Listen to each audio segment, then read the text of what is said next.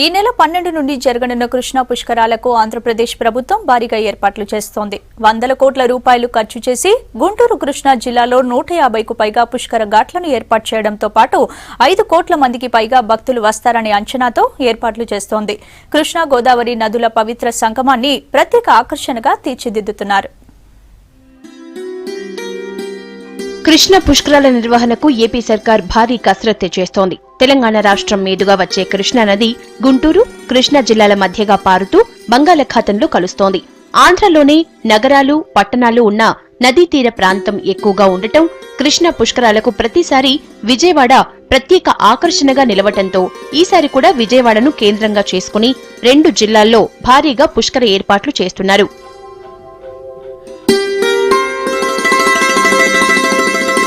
కృష్ణా జిల్లాలో మొత్తం 74 ఘాట్లు, గుంటూరు జిల్లాలో 77 ఘాట్లను ఏర్పాటు చేస్తున్నారు. వచ్చే ప్రజల్ని దృష్టిలో పెట్టుకుని ఘాట్లను A, B, C కేటగిరీలుగా విభజించారు. 1,00,000 మందికి పైగా భక్తులు రోజూ స్నానమాచరించే ఘాట్లను A కేటగిరీగా, 50,000 మందికి పైగా వచ్చే అవకాశం ఉన్న వాటిని Bగా, 10,000కు పైగా వచ్చే ఘాట్లను C కేటగిరీగా విభజించి ఏర్పాట్లు చేస్తున్నారు. ఇవి కాకుండా లోకల్ ఘాట్లను సైతం రెడీ చేస్తున్నారు. విజయవాడ నగరంలోనే 6 ఘాట్లు ఉండగా గుంటూరు జిల్లాలో అమరావతి, ఉండవల్లి, తాడేపల్లి ఘాట్లను కూడా సిద్ధం చేస్తున్నారు. కృష్ణా పుష్కరాల ద్వారా పెద్ద ఎత్తున సమాయత్తమవుతున్నాం. ఇప్పటికైతే ఒక 156 ఘాట్లు తయారు చేశాం. ఇంకా దీంట్లో కొన్ని పెరుగుతాయి, కొన్ని డివైడ్ చేయమన్నాం. అడ్మినిస్ట్రేటివ్ దీనికి ఇవి తయారు చేస్తున్నాం. అదే మాదిరిగా మొన్న జరిగినటువంటి గోదావరి పుష్కరాల అనుభవంతో కూడా అక్కడ జరిగిన సంఘటనలు కానీ అక్కడ ఉండే విషయాలు కానీ అన్నీ తీసుకుంటున్నాం. అవన్నీ తీసుకొని ఇంకా మెరుగ్గా ఏం చేయాలని అవన్నీ కూడా హోంవర్క్ చేశాం. ప్రకాశం బ్యారేజీకి 2 వైపులా భారీ ఘాట్లు రెడీ అవుతున్నాయి. దుర్గా ఘాట్, పున్నమి ఘాట్, భవానీ ఘాట్, కృష్ణవేణి ఘాట్, పద్మావతి ఘాట్, విజయకృష్ణ ఘాట్లను ప్రభుత్వం ప్రత్యేక శ్రద్ధ తీసుకుని రెడీ చేస్తోంది.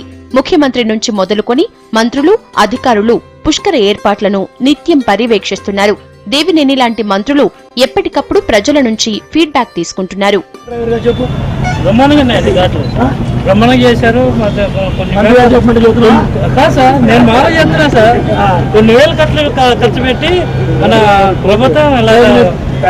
ఇటువంటి ఎప్పుడన్నా ఇట్లా కూర్చోడానికి అవకాశం ఉంది? అవకాశం లేదు సార్. ఇప్పుడు బ్రహ్మాండంగా లేదు అసలు. ఎంత డెవలప్ పిల్లల్ని స్విమ్మింగ్ చేసుకొని స్నానం చేసుకోవచ్చు కదా, చేయొచ్చు సార్. బ్రహ్మాండంగా చేయొచ్చు. ఇంత డెవలప్ చేస్తారంటే మావాడేదో నా పార్టీ అనుకుంటారు. మళ్ళీ ఎట్లా ఉన్నాయి చెప్పు, చెప్పాలి చెప్పు. పొద్దున పిల్లల్ని తీసుకొస్తావా, ఏమైనా తీసుకొస్తావా? అందరూ వస్తారు. మరి వచ్చిన వాళ్ళని భక్తులు బాగా చూసుకుంటావా? పుష్కరాలకు చెందిన అన్ని ప్రత్యేక కార్యక్రమాల్ని ప్రభుత్వం అధికారికంగా కృష్ణా, గోదావరి నదుల పవిత్ర సంగమం దగ్గర చేయబోతోంది. పట్టిసీమ ప్రాజెక్టు ద్వారా గోదావరి జలాలు వచ్చి కృష్ణా జలాలతో కలవటంతో మొదటిసారి 2 నదుల సంగమ ప్రదేశం ఏర్పడింది. అందుకే ఈ సంగమ స్థలం దగ్గర ఒక ఘాట్ను ప్రత్యేకించి రెడీ చేస్తున్నారు. అక్కడే పుష్కర నగర్ను ఏర్పాటు చేస్తున్నారు. రాష్ట్రంలోని ప్రముఖ దేవాలయాల నమూనా ఆలయాల్ని సైతం ఇక్కడ ఏర్పాటు చేస్తున్నారు. ప్రతిరోజు సాయంత్రం ఇచ్చే పుష్కర హారతిని ఇక్కడి నుంచే ఇచ్చేందుకు ప్రత్యేక ఏర్పాట్లు చేస్తున్నారు. 12 రోజుల పాటు నిర్విరామంగా కల్చరల్ ప్రోగ్రామ్స్ నిర్వహించనున్నారు. ఫీట్ హైట్ ఆఫ్ వాటర్ మేము ఛానల్లో పెట్టి దాంట్లో భక్తులు నిరంతరంగా స్నానం చేయొచ్చు. అవి కూడా మేము ప్రతి 12 గంటలకి మొత్తం అంతా డ్రైన్ అవుట్ చేసేస్తాము. అలాగే కంటిన్యూస్గా వాటర్ని కూడా పైనుండి మేము పంపించే ఏర్పాట్లన్నీ కూడా చేస్తూ ఉన్నాము. అలాగే ఈ బ్యారేజ్ లైటింగ్ కూడా కంప్లీట్ అవుతోంది. నెక్స్ట్ ఇంకా ఈ క్రిందని వాటర్ స్టాగ్నేట్ చేయడానికి క్రాస్ బండ్స్ అవన్నీ వేస్తున్నాము. ముఖ్యమంత్రి గారి ఆదేశాల ప్రకారం అది కూడా పని అయిపోతుంది. అన్ని ప్రభుత్వ శాఖలను సమన్వయం చేసి ప్రత్యేక టీంలను ఏర్పాటు చేస్తున్నారు. Security, emergency treatment, arrangements, SOS టీంలను తయారు చేస్తున్నారు. ఆర్టీసీ ప్రత్యేకంగా బస్సుల్ని నడుపుతుండగా మెడికల్ డిపార్ట్మెంట్ వాళ్లు ప్రతి ఘాట్ వద్ద మొబైల్ హాస్పిటల్ నిర్వహణకు ఏర్పాట్లు చేసుకుంటున్నారు. పోలీస్ శాఖ పూర్తి స్థాయి సిబ్బందిని ఈ పుష్కరాలపై వినియోగించనుంది. స్పెషల్ టీంలు, ట్రాఫిక్ రెగ్యులరైజేషన్ తో పాటు సీసీ కెమెరా నిఘా, డ్రోన్ కెమెరాల నిఘా వంటి చర్యలు చేపట్టనున్నారు. గత సంవత్సరం కంటే కూడా ఇదివరకు జరిగిన 12 సంవత్సరాల క్రితం జరిగిన దానికంటే కూడా ఇప్పుడు జరిగే పుష్కరాలు చాలా అద్భుతంగా ఉన్నాయి. చంద్రబాబు నాయుడు గవర్నమెంట్ గోదావరి పుష్కరాలు జరిగిన అపశృతిని దృష్టిలో పెట్టుకొని ఏర్పాట్లను చాలా ముమ్మరంగా చాలా బాగా చేస్తున్నారు.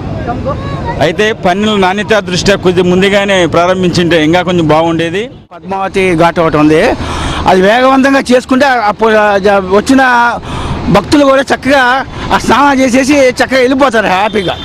కృష్ణవేణి ఘాట్ ఇది విజయవాడలో ఏర్పాటు చేసిన అత్యంత పొడవైన ఘాట్.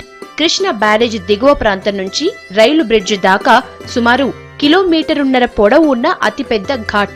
కొన్ని లక్షల జనాభా నిత్య స్నానాలు చేసే ఈ ఘాట్కు రద్దీ ఎక్కువగానే ఉంటుందని చెప్పొచ్చు.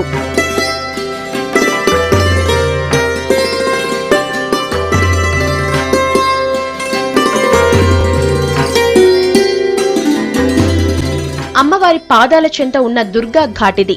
ఓవైపు దుర్గమ్మ గుడి, మరోవైపు కృష్ణమ్మ ఒడి. ఈ రెండింటి మధ్యలో ఈ ఘాట్ ఉంటుంది. కృష్ణా నదిలో పుణ్యస్నానం ఆచరించి ఇంద్రకీలాద్రిపై ఉన్న అమ్మవారిని దర్శించుకుంటే సకల పాపాలు పోతాయని భక్తుల నమ్మకం. ఇక్కడ పుష్కర స్నానాలు చేసేందుకు అన్ని వసతులు ఏర్పాట్లు చేస్తున్నారు. అలాగే అమ్మవారి దర్శనానికి వెళ్లటానికి సులువైన మార్గం కూడా ఇదే. అలాగే అన్ని రవాణా సౌకర్యాలు మెరుగ్గా ఉన్న ప్రదేశం.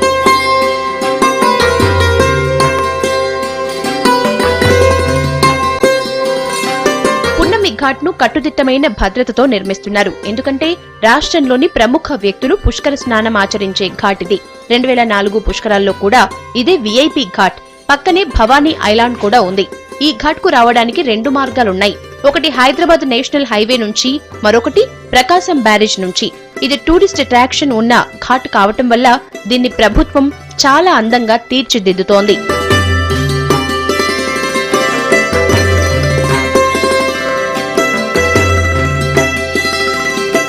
పద్మావతి ఘాట్ బస్ స్టేషన్ కి అతి దగ్గరలో ఉండటంతో భక్తులు ఎక్కువగా ఈ ఘాట్ నే ఉపయోగించే అవకాశం ఉంది. ఇక్కడికి రవాణా సదుపాయాలు కూడా ఎక్కువ. ఇటు గుంటూరు, నెల్లూరు, ప్రకాశం జిల్లాల నుంచి వచ్చే భక్తులకు అతి సమీపంలో ఉన్న పుష్కర ఘాట్ ఇదే.